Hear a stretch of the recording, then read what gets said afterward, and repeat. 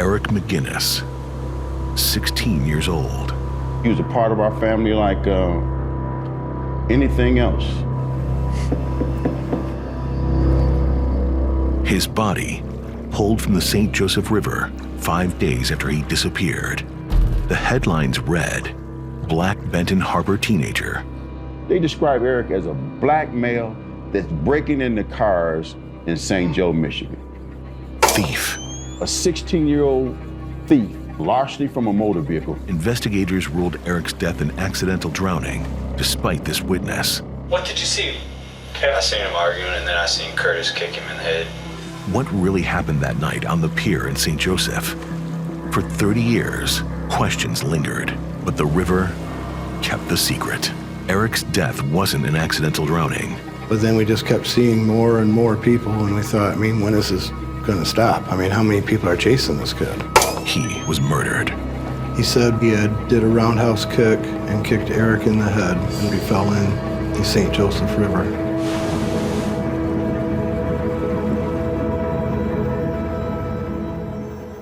Hello and welcome to The River, an ABC 57 News special investigation. I'm Brian Conybeare here on the South Pier at the mouth of the St. Joe River, just off Silver Beach in beautiful Lake Michigan, where 31 years ago, Eric McGinnis was murdered. The 16-year-old Benton Harbor High School student's death was originally ruled an accidental drowning. But after a witness came forward to ABC 57 News, the case was reopened last year, and investigators just determined this was no accident. The meandering St. Joseph River has long been a natural divider between Benton Harbor and St. Joe, Michigan, geographically, culturally, and racially. Benton Harbor is 85% black, poor, and struggling economically.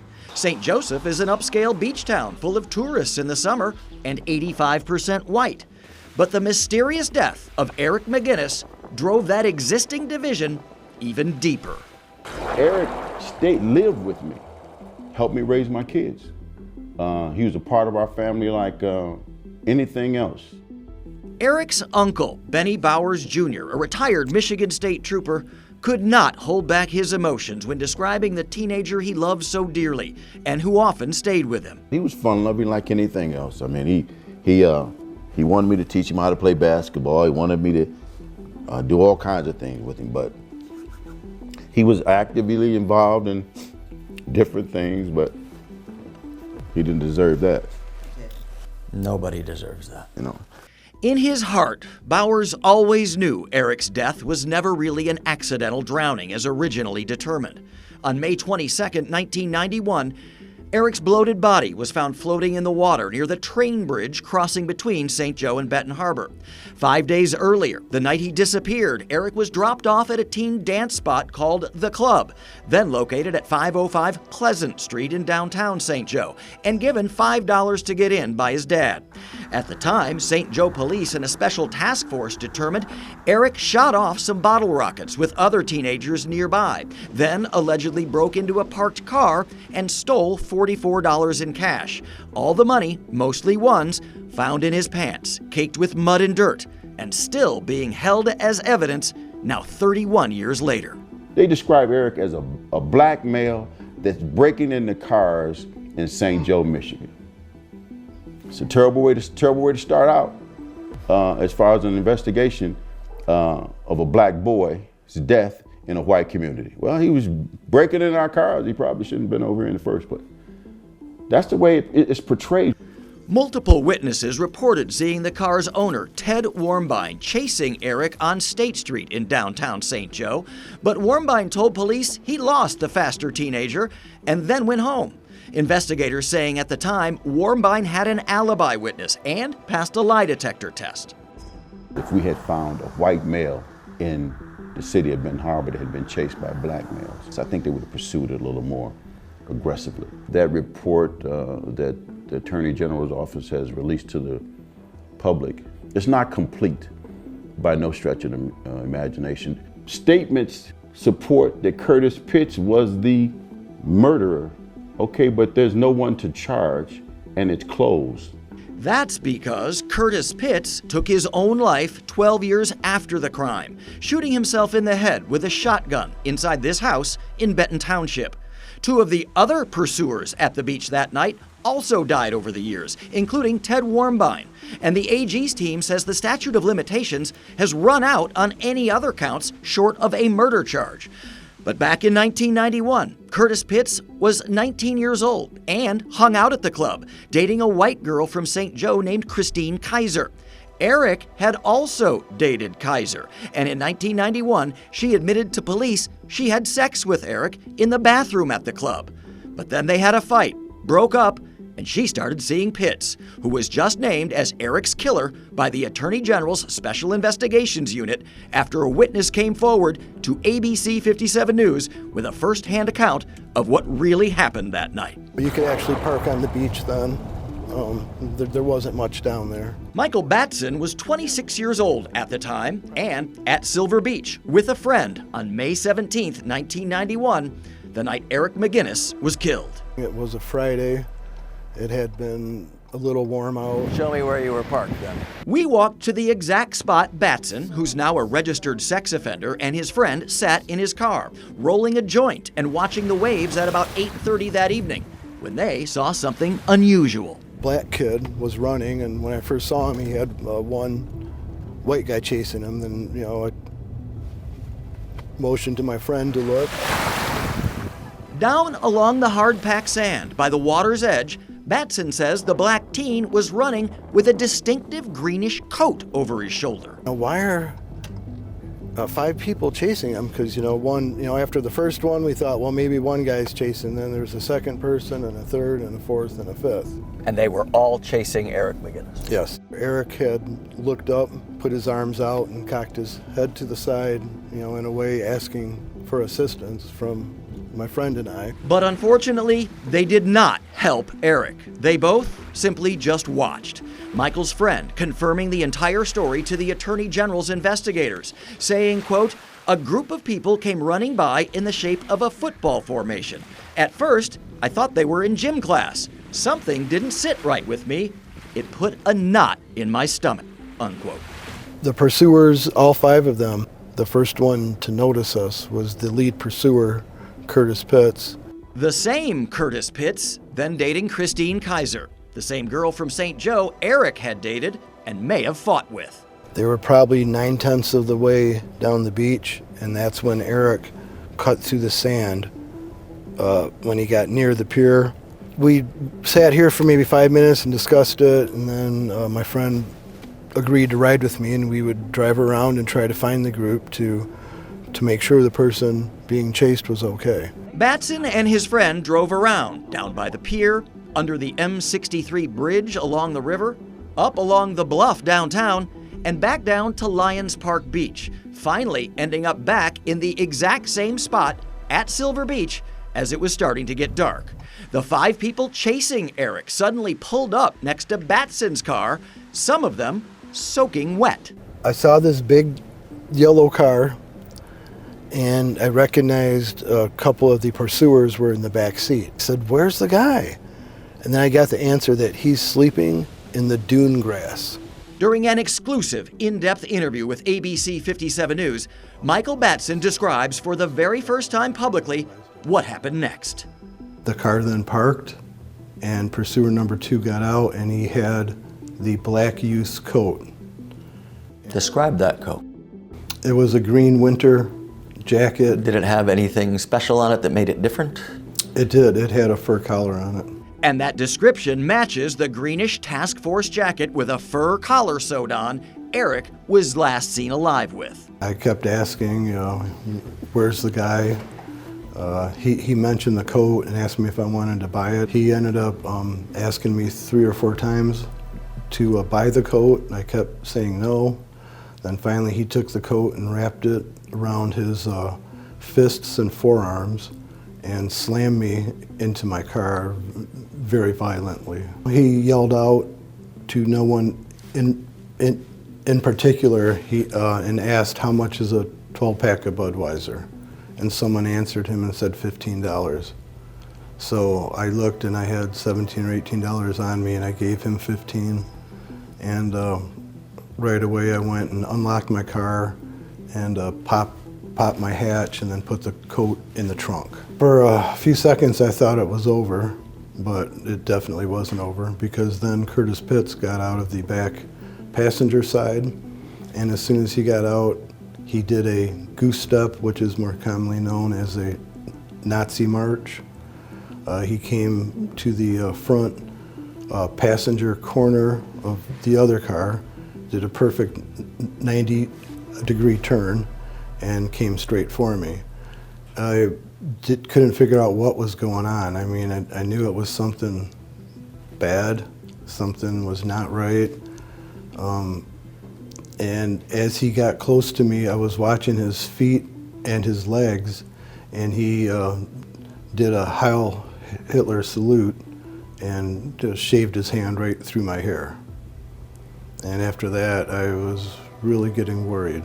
I asked, where the guy was at, and got no answer.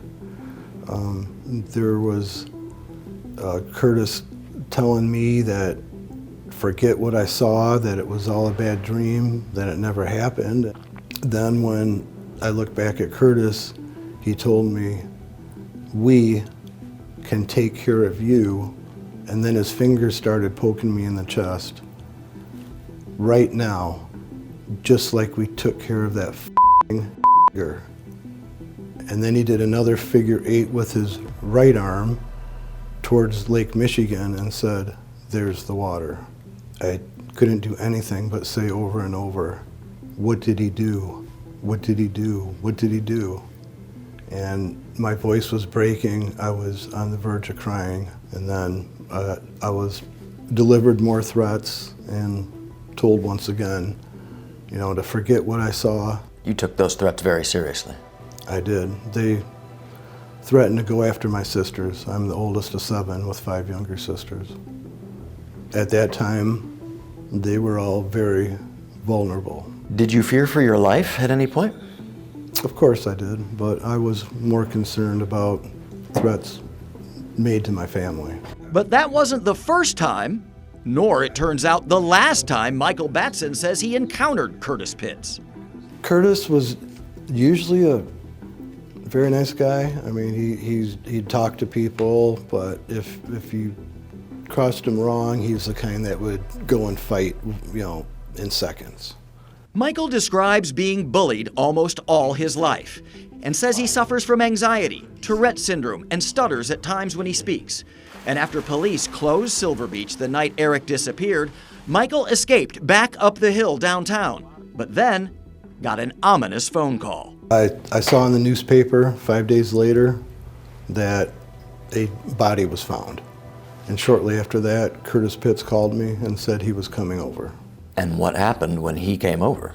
He reiterated all the threats against my family, against me, and he sat there on my couch cross-legged and with his hand tapped his boots and told me, you wanted to know what happened so bad, now you know. Did he tell you exactly what happened? Yes, he did. What'd he say? He said when they got on the pier, he did a roundhouse kick and kicked Eric in the head, and that Eric hit his head once more on the pier before he fell in the St. Joseph River. I tried to mirror what he was saying, is that the cops will never figure it out, and nobody cares, because it's a black kid that would have just gone to prison anyway. Curtis Pitts said that? Yes. ABC 57 News contacted Curtis Pitts' family to get their reaction to the AG naming him as the killer. But the man who picked up the phone called it all lies, cussed, and then hung up. And some people simply don't believe the AG's report. But what if there was a second witness here by the pier that night who tells a very similar story? Have I made any promises, Dan? No. Okay. I talked to you a year or so, maybe 2 years ago about Eric. 93. 93. Back in the 1990s, Danny Thornton was interviewed by police 3 times about what happened to 16-year-old Eric McGinnis the night he died. ABC 57 obtaining this exclusive video of a 1997 interrogation by the original lead detective from the St. Joseph Police, Jim Reeves. And speak up clearly, because I want to videotape this. Just wait for the camera so that I know you. Okay.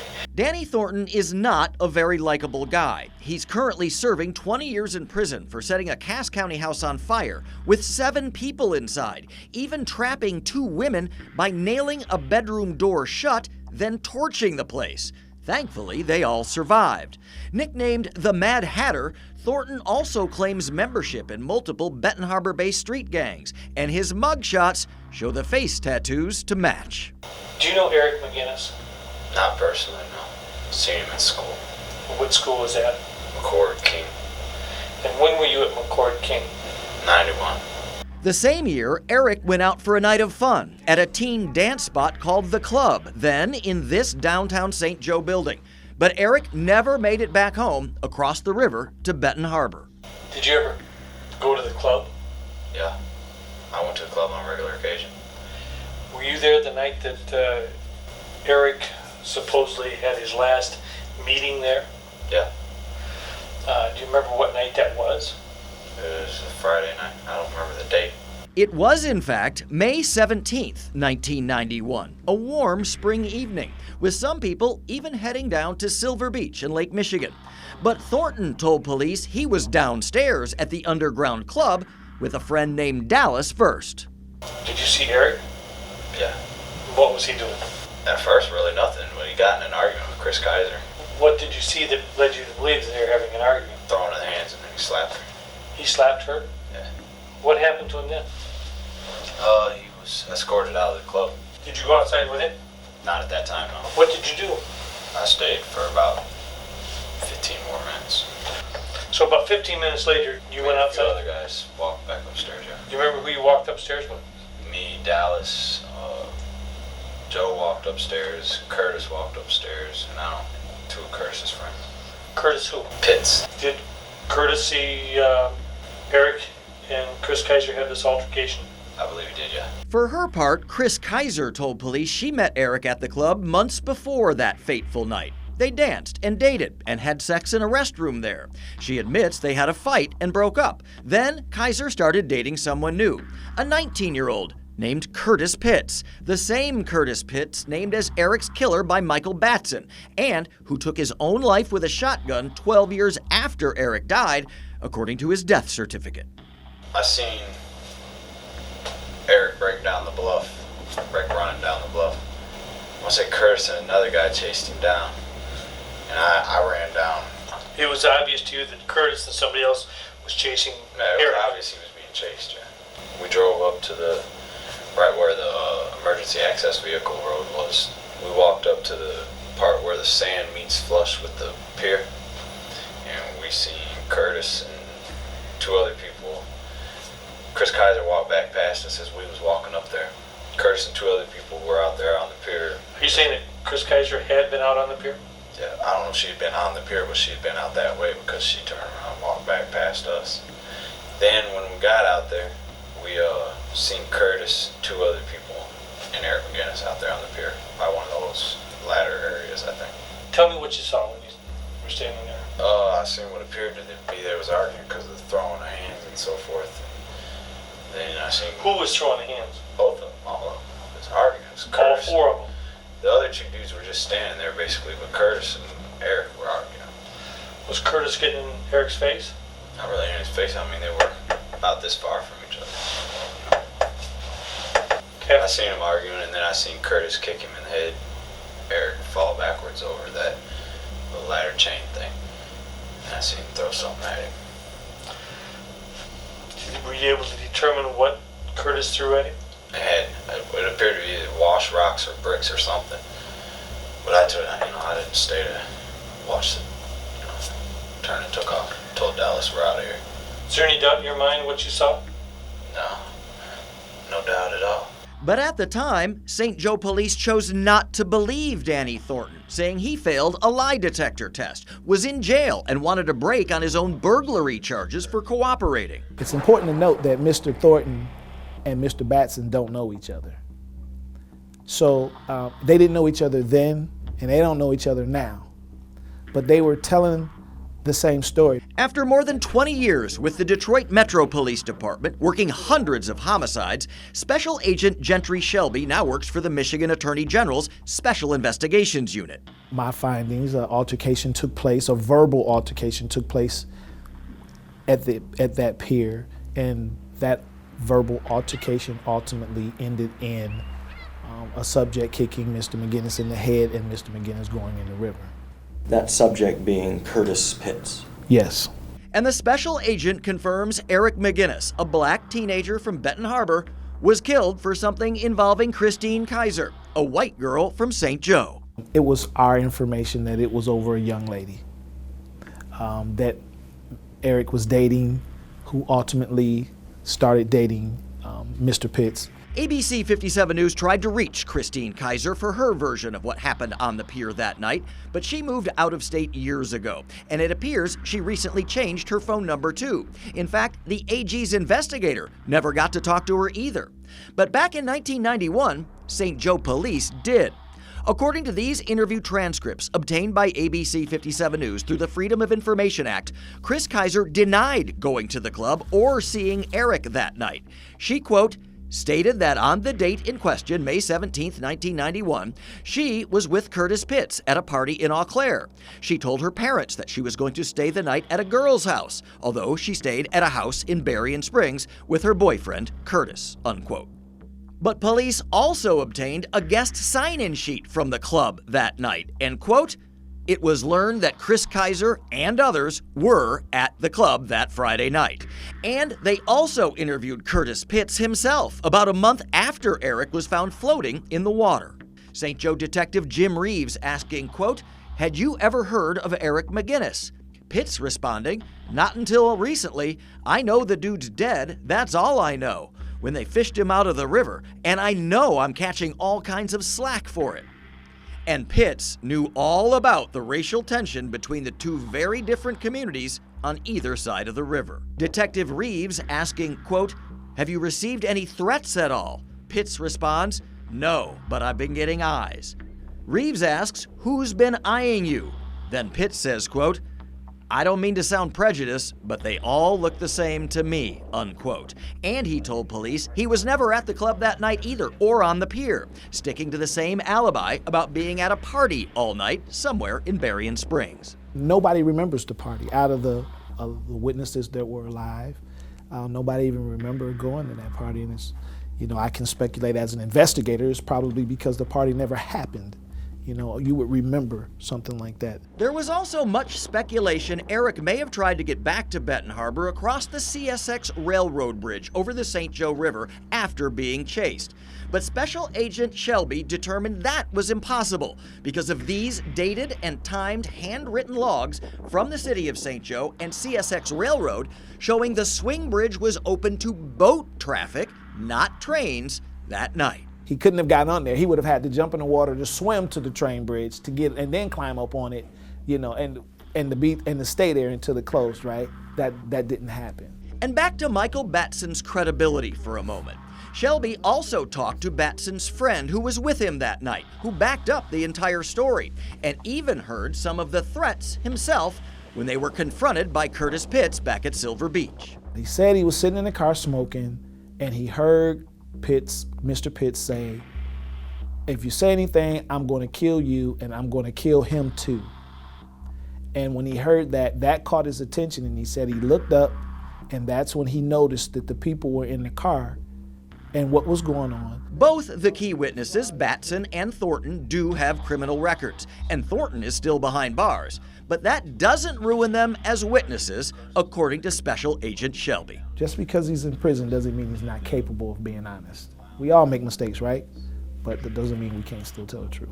And about that party in Berrien Springs, Daniel Thornton told me from prison by phone that was an alibi he helped Curtis Pitts make up to cover their tracks, and most of them stuck to it, except eventually Daniel Thornton himself. The case became the subject of a 1998 New York Times best-selling book called The Other Side of the River.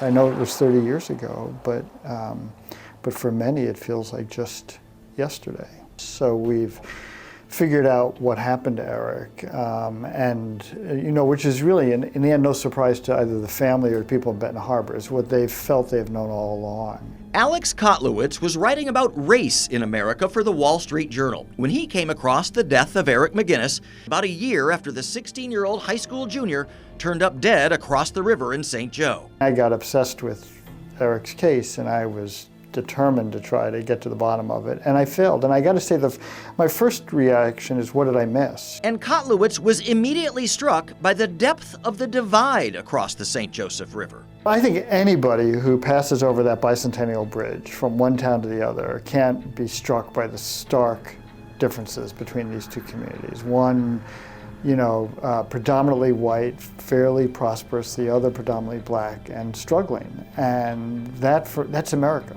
What do you make of the report that came out?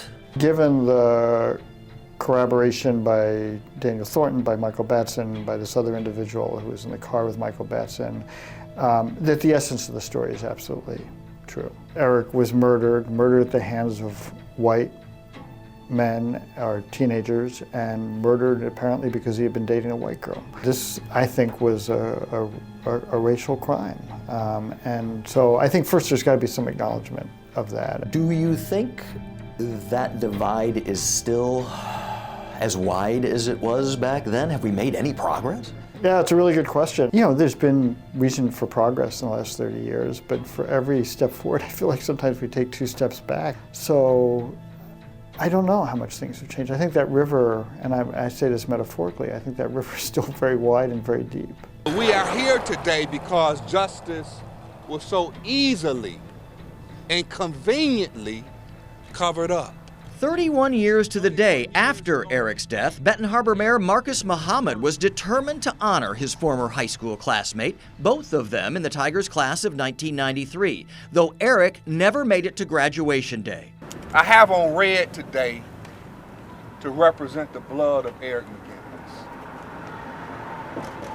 and to represent the blood that's on the hands of the city of St. Joseph. Mayor Muhammad and others hanging a wreath on the South Pier in Eric's honor, and also calling on the former prosecutor who handled the original case in the 90s, Dennis Wiley, who's now a sitting Berrien County judge, to resign and answer detailed questions about what Wiley knew about Curtis Pitts, Michael Batson, and Daniel Thornton before closing the case as an accidental drowning back in 1993. In order to arrive at justice, you must have the truth, the whole truth, and nothing but the truth. I'm not aware of any conspiracy. Steve Neubecker is the current public safety director in the city of St. Joe. He points out none of the officers from the original 1991 investigation are still with the department. And it was his team that actually got the long-dormant investigation back up and running. Approximately a year and a half ago, we received new information on this case. The case was reopened and eventually turned over to the Attorney General's office. I want nothing more than closure to the family, the pain and suffering that they've endured for 31 years. I want nothing more than St. Joe and Benton Harbor to come together. For a police agency to investigate his crime, this murder, and incorporate so many people and didn't follow through on the evidence that was apparent. So that frustrates the family and pisses us off, and we're not satisfied. But Eric's uncle, Benny Bowers, the retired Michigan State Trooper, is now calling for a federal hate crime investigation using the new Emmett Till Anti-Lynching Act approved in Washington. I'm not an attorney, and I was never a detective, but there's some things that are so obvious in this case that it makes you say, what were you thinking about, other than saying, I'm trying to salvage the reputation of an all-white police department, an all-white community. The frustration and pain still boiling over when he talks about his nephew. He was a regular kid, right? Yeah, he was.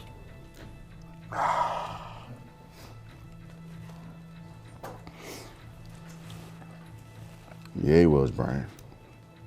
These are mad tears, man. No one can really blame Benny Bowers for still being angry over what happened to his nephew, Eric McGinnis, 31 years ago on this pier right here. But he still hopes the final chapter of this story about the river is yet to be written, and Eric will finally get some measure of justice. If you'd like to learn more about the McGinnis case, read the Attorney General's report for yourself and other key documents, just go to our website, abc57.com, and click on The River. I'm Brian Conybeare, ABC 57 News.